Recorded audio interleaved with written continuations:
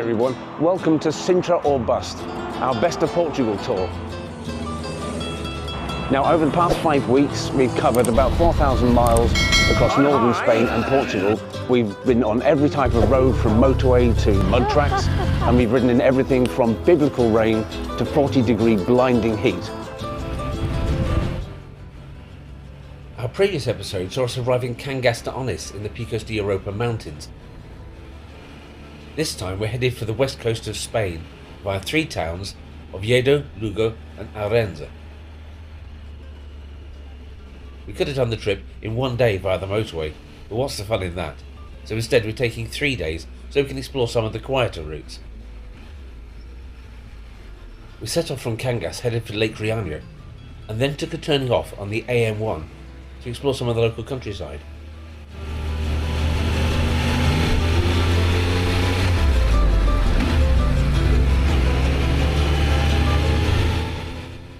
We were in for a real treat, even if the road surface wasn't quite motorway quality.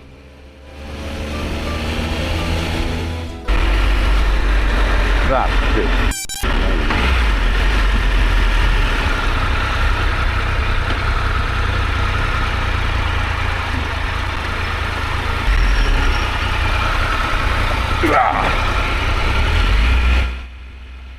A little practice at negotiating steep hills and sharp bends is always welcome, and as it turns out, it'll come in very handy later in the trip.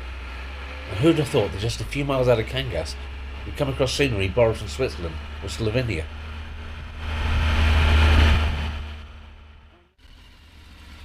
Now, one of the advantages of being connected by intercom means that whoever's in front can give the rest of the team advance warning if there's something in the road that they should know about. Whoa, watch out for the grivet in the middle. There's a proper tram line in the middle of that. And then there's no road at all around that bend. Well, no road that is recognised.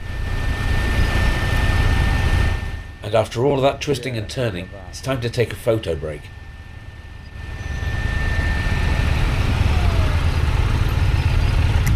One of the great joys of going on a motorcycle tour is taking in those fantastic views. And this was a real chocolate box location. It was a chance for everyone to get their cameras and phones out and take a few snaps. And one of them is going home as my screensaver. Now, after all that fun and relaxation, it's time to face the hairpin of doom.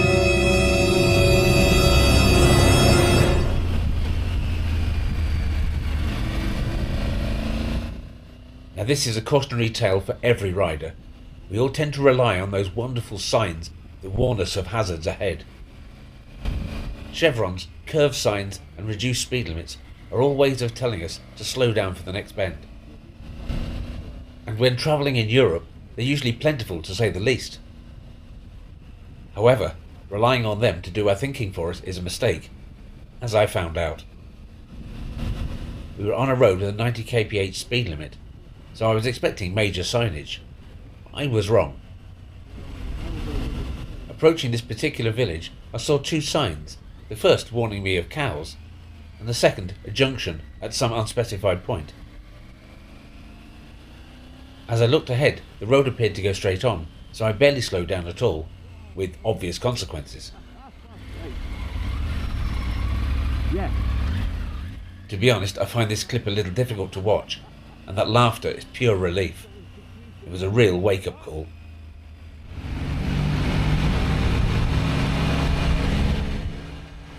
Putting that near miss behind us, we carried onwards and as ever upwards, onto the N625 towards Lake Rhiano.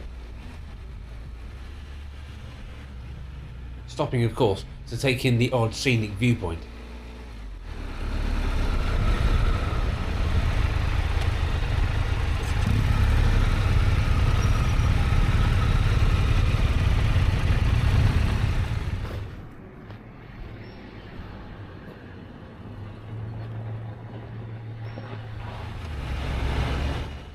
Not much time for sightseeing today though, as we had to make progress towards Oviedo.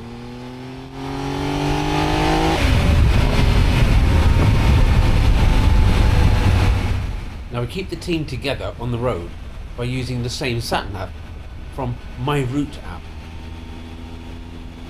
Now it's a great system, and it's one that I've used for team tours over the last 10,000 miles or so. However, a sat-nav system is like money. It's only really any use if you've got confidence in it. Once you start questioning whether it's taking you on the right route or not, well, things can come undone fairly quickly.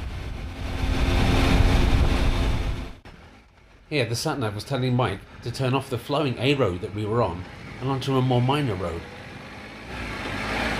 Think? I don't know.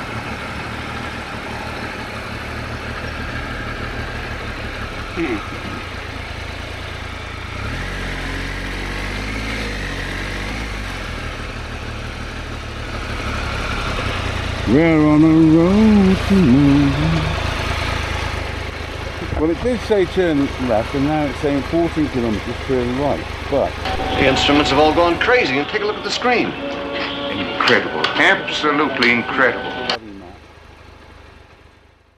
Now, as it turns out, the sat-nav was correct. I programmed in a detour to take us to a viewpoint higher up.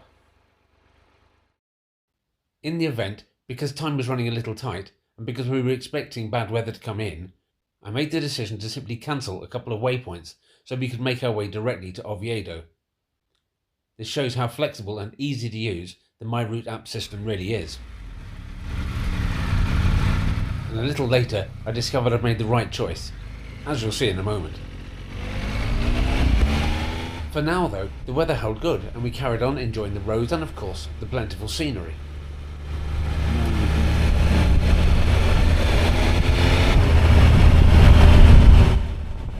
We were enjoying ourselves so much that we forgot to stop for lunch, and that, as it turns out, was yet another mistake. Time to pull over for some emergency rations. Okay everyone, so listen very carefully because this is a piece of travel advice that you can't ignore. When you get to a Spanish gas station and the operator guy behind the till says, "Muy picante, muy gitante, dangerous, whatever," take notice the sausages you're about to bite are really vicious and the pain is exquisite. This is why I'm sticking a lot of water down me. I will learn. At the time of making this video, about 2 months after the trip, my tongue still hasn't returned to normal. In the meanwhile, my wish for water to cool things down was about to be granted, big style. What started as an overcast sky full of cloud turned into, well, a little rain, then a lot of rain, and then biblical amounts of rain falling down and up in equal measure. This wasn't pleasant by anyone's standards.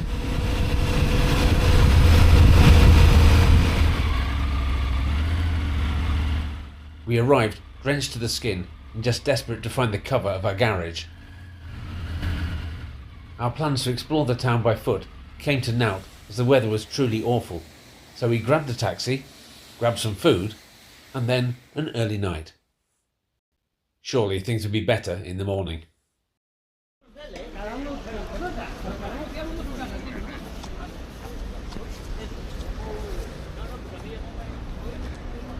Ah, well, so good, so wet. The weather the next morning, though, was, if anything, even worse. Persistent rain and really cold. For a while we took refuge in a cafe meant for Pellegrinos. Mike was particularly fond of the delights of the cafe, being warm and, well, not raining. It took over an hour, 2 cups of coffee and a slice of cake to persuade him to get back out on the road. To be honest, he wasn't alone.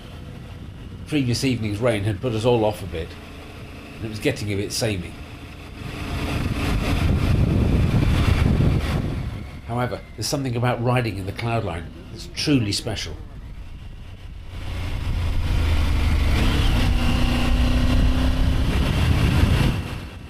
Until, that is, the mist gets so thick that you can hardly see.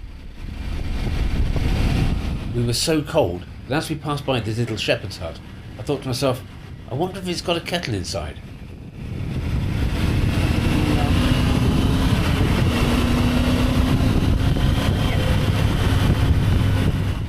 Not long after though, we rounded a corner and the sun parted the clouds, revealing a fantastic vista, and all that cold and rain was just forgotten about.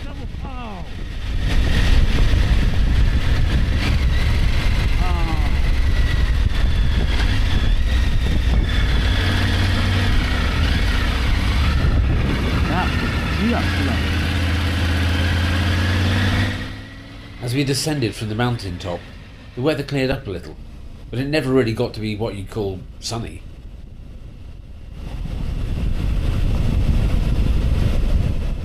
And so we made our way to Lugo, hoping that this spell of, well, variable weather would clear up a bit. At least we didn't have to walk to our digs like these poor old pilgrims.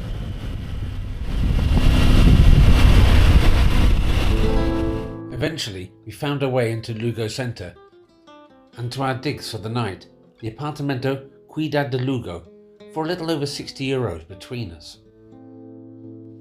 An entire apartment, clean and tidy, and everyone had their own bedroom. We decided to celebrate by going into the town and having a slap-up meal. We were recommended a local speciality, polvo, or octopus. And, well, what was it like? It was rubbery.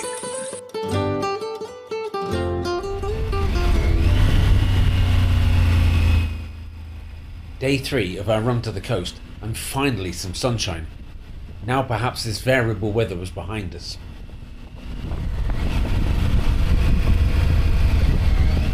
We took to the road with our spirits high, and the promise of both some fantastic riding roads and a superb viewpoint to come. Perhaps our spirits were a little too high though, as occasionally our enthusiasm got the better of us. Well, now there must be some mistake. Luckily we were all connected by our intercom system, which rescued us on multiple occasions. That is, provided we stayed roughly within half a kilometre of each other.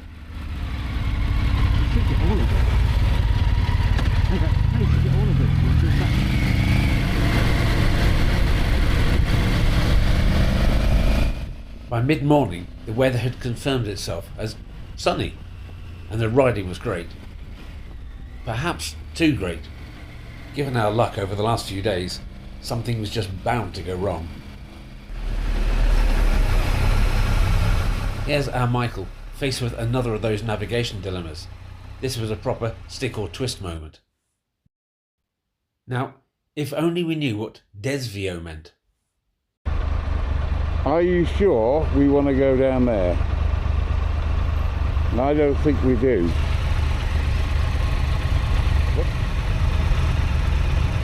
I think that if you go up here, you'll turn onto whatever road it is we're joining down there. That just looks a bit dodgy.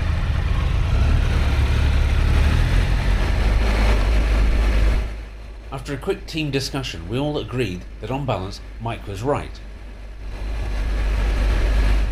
This didn't mean, however, that the road Mike was about to lead us down wasn't a damn sight worse than the one we'd just avoided back there.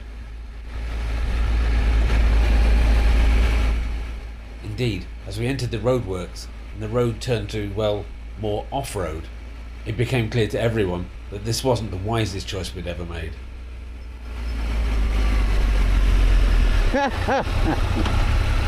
Yeah, fucker.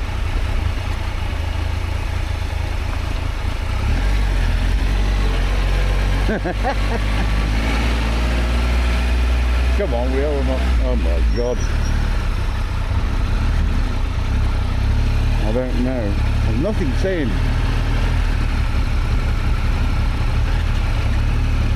Oh, I don't know, Jen. I don't fucking know. I think what? I think go back. Unless you want to lead. Remembering the Dr. Pepper mantra, what's the worst that can happen? I took the lead. Now, if it all went wrong, it was definitely my fault. I'll go at the back.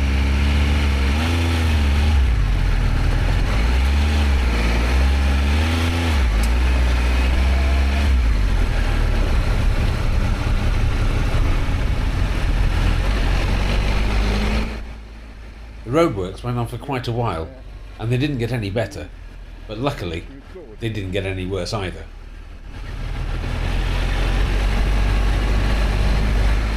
Suddenly, all that muddy, wet crap came to an end, and we were presented with one of the best biking roads I've ever ridden.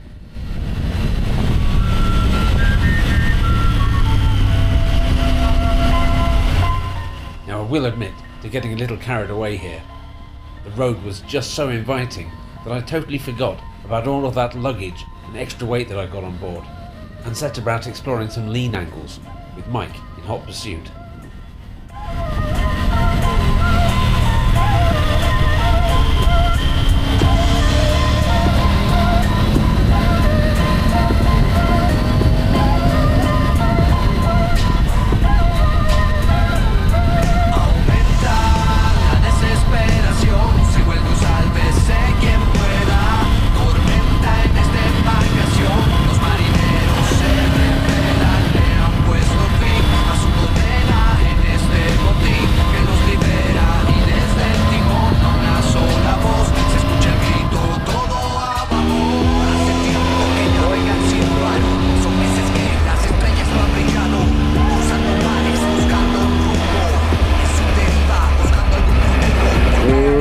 Look out for the roller coaster.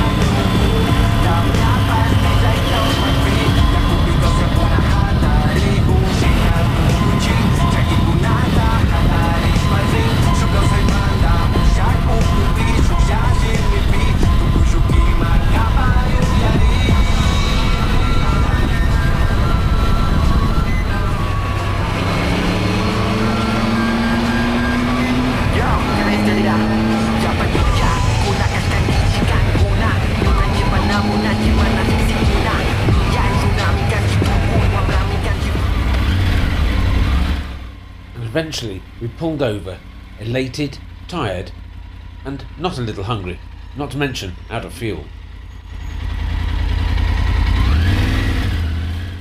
So it's day 4, the sun finally has come out to play, and we've just had a fab run over the mountains to a place called Quiroga, which we weren't planning to stop in, but we got some gas because we were running low. The guy in the gas station recommended us to his mate, who drove us round some streets and parked us outside a lovely cafe. 3 Café Grande con leche later with tortillas español. And Steve has now declared that we're good to go because we obviously speak a lingo. Well, fantastic day. Looking forward to more of the same and some great sights later in this afternoon. Now, it did occur to me that if we really could speak the lingo, we'd have known what desvio meant and saved ourselves a bit of off-roading.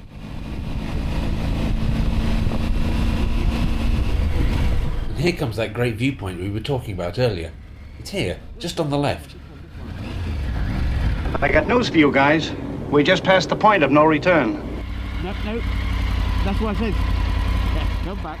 A quick regroup and we were on our way to the Mirador do Duque. Fantastic viewpoint, and strangely deserted.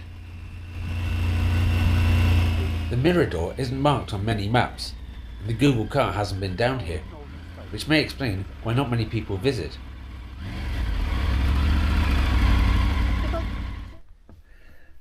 And so we find ourselves at the Mirador do Duque.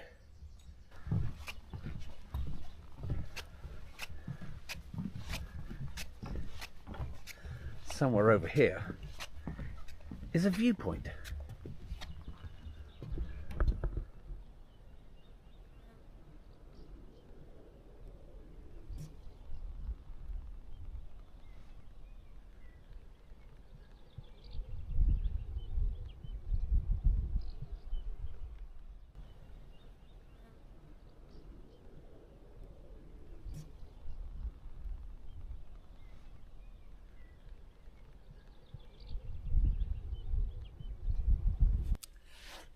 Here we are, all in screen with the Miradoro do Duke behind us.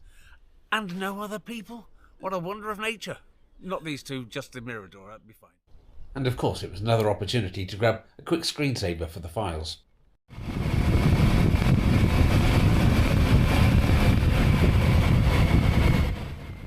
And so we close off our rather eventful 3-day dash to Ourense on the west coast, with a run along the beautiful River Sil.